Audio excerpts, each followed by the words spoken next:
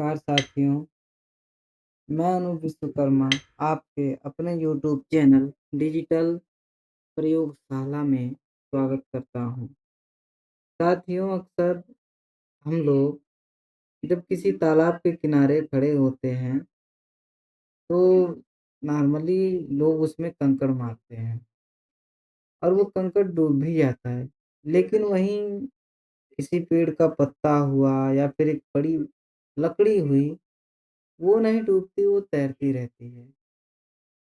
या आप लोगों ने देखा होगा इस समय जो है ट्रैक्टर ट्राली वगैरह हमारे किसान लोग यूज़ करते हैं, जिसका माटी वगैरह लदा रहता है, मिट्टी वगैरह उस पे लदा रहता है या फिर बालू वगैरह लदा रहता है उस पे।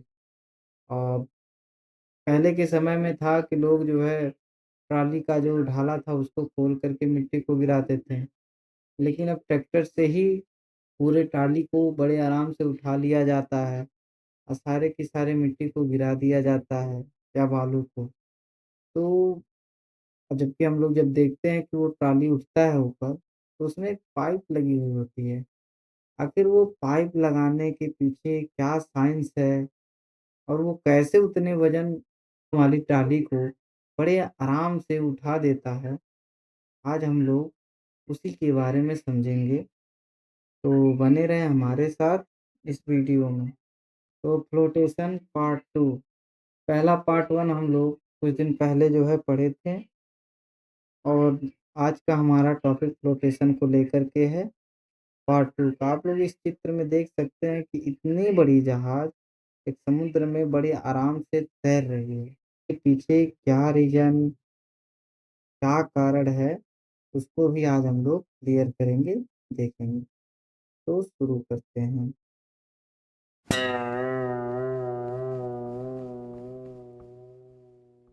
इसमें हमारा पहला टॉपिक है प्रेशर इन फ्लूइड्स, मतलब द्रव में दाब, द्रवों में दाब। तो ये द्रव क्या है, फ्लूइड्स क्या है?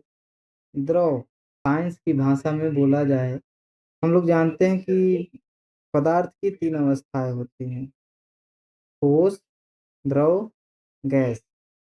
मतलब solid, liquid and gas. Liquid को हिंदी में द्रव बोला जाता है। आज हम द्रव में लगने वाले प्रेशर, दाब, मतलब फ्लूइड्स में लगने वाले प्रेशर के बारे में समझेंगे। What is pressure in fluids? द्रव में दाब क्या होता है, हम इसको सीखेंगे। When a fluid is filled in a container, it exerts force on the wall and bottom of the container. This force is defined as the force exerted by the wall device. This is called fluid pressure. जब कोई द्रव किसी पात्र में भरा होता है, जब कोई द्रव का मतलब पानी ही ले लो भाई। जब कोई पानी किसी पात्र, मतलब किसी बर्तन में, किसी बॉटल में भरा होता है, तो वह पात्र की दीवारों और तली पर बल लगाता है। पात्र की दीवार मतलब अगर एक आप एक बॉटल में पानी लेते हो, तो जो पानी है ना बॉटल के किनारे-किनारे जो उसकी दीवारें होती हैं और जो उसके नीचे का हिस्सा होता है, उस पर फ़ोर्स लगाता है, बल लगाता है। इस बल को दीवार की इकाई क्षेत्रफल पर लगने वाले बल के रूप में परिभाषित किया जाता है। इकाई क्षेत्रफल का मतलब क्या? किसी एक क्षेत्रफल को लेकर के इसमें जो है परिभाषित किया गया है, बताया गया है, सबको नहीं।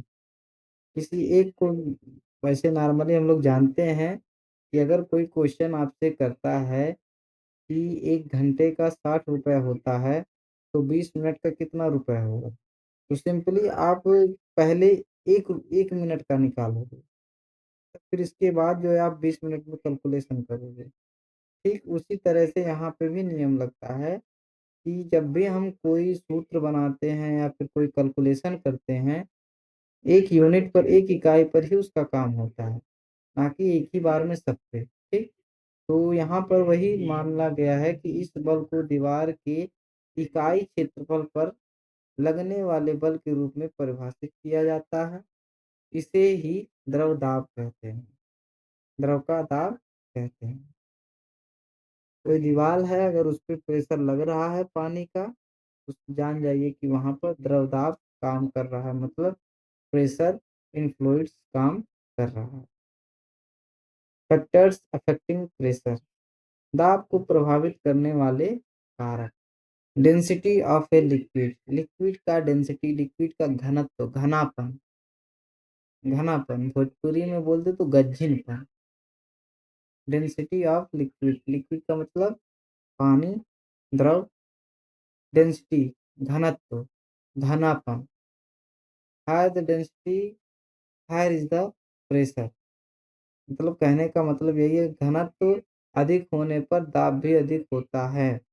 जितना डेंसिटी ज़्यादा होगा दाब उतना अधिक होगा। इसका मतलब ये हुआ कि अगर हम वॉल्यूम को देखा जाए, वॉल्यूम को, आयतन जिसको बोलते हैं, अगर आयतन अधिक होगा तो दाब कम होगा, और आयतन कम होगा तो दाब अधिक होगा, जो कि मैं आपको पहले पार्ट में बता चुका हूँ।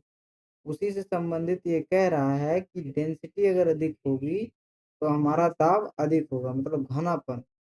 घनापन कहने का मतलब आप एक काम करो, 2 कागज़ ले लो, एक कागज़ को खूब अच्छे से मोड़ दो, मोड़ने के बाद उसको पानी में डालोगे तो लगभग वो डूब जाएगा। लेकिन वहीं एक कागज़ को बिना मोड़े आराम से जो है उसको पानी में डाल दो, वो नहीं डूबेगा, क्योंकि उस समय उसकी जो वॉल्यूम होगी, उसका जो एरिया होगा वो ज़्यादा होगा। और वहीं पर जो है हम जिस कागज़ को मोड़े हैं उसका वॉल्यूम, उसका एरिया जो होगा वो कम होगा, और वहाँ पे उसकी डेंसिटी बढ़ जाएगी, इस वज़ह से वो कागज़ डूब जाएगा। वही कारण होता है हमारे जहाज़ों का। जहाज़ों का आयतन इतना ज़्यादा कर दिया जाता है, इतना ज़्यादा करने का मतलब नहीं, बस हमारा जो पानी का डेंसिटी है ना, डेंसिटी, उसकी डेंसिटी से अगर कोई भी किसी भी पात्र की, किसी भी चीज़ की डेंसिटी अगर कम है तो वो पानी में तैरेगा, अगर डेंसिटी कम नहीं है तो पानी में डूब जाएगा। तो डेंसिटी ऑफ ए लिक्विड, द्रव का घनत्व। Higher the density higher is the pressure, मतलब अगर डेंसिटी अधिक है तो दाब भी अधिक होगा। डेप्थ, गहराई, as depth increase pressure also increase. गहराई, गहराई बढ़ने के साथ दाब भी बढ़ता है, मतलब आप पानी के जितने नीचे जाओगे उतने नीचे आपको दाब बढ़ता मिलेगा, प्रेशर आपको बढ़ता मिलेगा, और एक समय ऐसा है कि वो आपके हड्डियों का ही चूरा बना देगा। Type of fluids, different fluids have different density, so the pressure will be also be different. द्रव का प्रकार, विभिन्न द्रवों का घनत्व अलग अलग होता है। जितने भी प्रकार के द्रव आपको देखने को मिले, द्रव का मतलब एक पानी ही नहीं हो सकता है।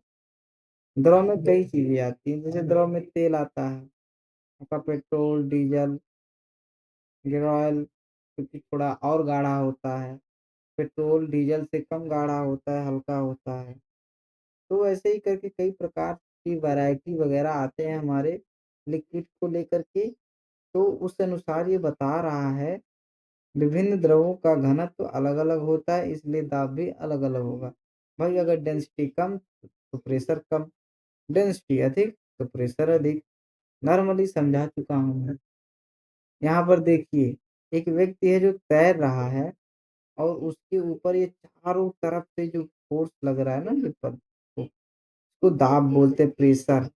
प्रेशर, पानी का प्रेशर, द्रव का प्रेशर, लिक्विड का प्रेशर, इसके चारों तरफ लगता है, और ये जितना नीचे, जितनी गहराई में ये जाएगा, उतनी गहराई में ये प्रेशर बढ़ता जाएगा, ठीक है? ये प्रेशर उतनी ही गहराई में बढ़ता जाएगा। फ्लूइड्स प्रेशर फार्मूला, द्रव दाब का सूत्र।